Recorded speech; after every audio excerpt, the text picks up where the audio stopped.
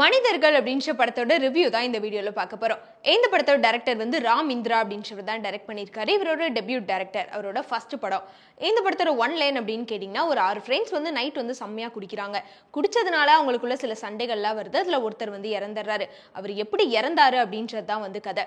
அது மட்டும் இல்லாம அவர் இறந்ததுக்கு அப்புறமா இந்த 5 பேரும் சேர்ந்து என்ன பண்றாங்க, அதனால உங்களுக்கு என்னென்ன பிரச்சனைகள் வருது அப்படின்றதான் வந்து படத்தோட ஒன் லைனா இருக்கு.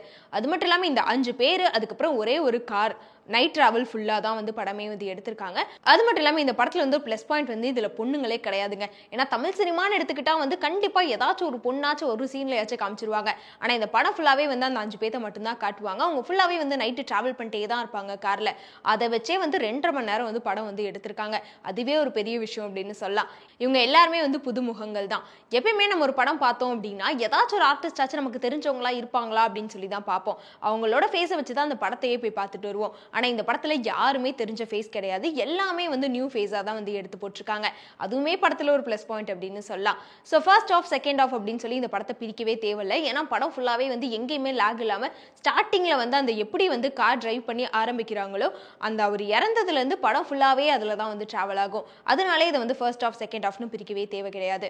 அது மட்டும் இல்லாம படத்துல வந்து எங்கேயுமே லேக் கிடையாது. அப்புறம் சினிமோட்டோகிராஃபி அப்படின்னு பாத்தீங்கன்னா வேற லெவல்ல பண்ணியிருக்காங்க. அவருக்குமே இதுதான் வந்து ஃபர்ஸ்ட் படம் அப்படின்னு நினைக்கிறேன்.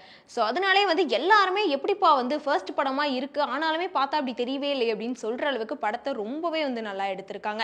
அது மட்டும் இல்லாம இந்த ப்ரொடியூசர் அப்படின்னு சைட் பாத்தீங்கன்னா இந்த குரூப் ஃபண்டிங் அப்படின்னு கேள்விப்பட்டிருக்கோம். இது வந்து ஃப்ரெண்ட்ஸ் ஃபண்டிங் அப்படின்னு சொல்லிட்டு ஃப்ரெண்ட்ஸ் எல்லாமே சேர்ந்து ஃபண்ட் எல்லாம் சேர்த்து வச்சுதான் இந்த படத்தை வந்து எடுத்திருக்காங்களாம். ஏன்னா எல்லாருமே வந்து குரூப்பா சேர்ந்து தான் இந்த படத்தையே வந்து டைரக்ட் பண்ணி எடுத்திருக்காங்க. அதனாலே படம் வந்து வேற லெவல்ல இருக்கு. கமர்ஷியலா எதுவுமே இல்லாம ஒரு 5 பசங்களை மட்டும் காமிச்சு அதுவும் நைட் வந்து டிராவல் பண்ணிட்டே இருக்காங்க கார்ல அப்படின்றப்போ ஏதாச்சும் ஒரு இடத்துலயாச்சும் நமக்கு போர் அடிக்கும்.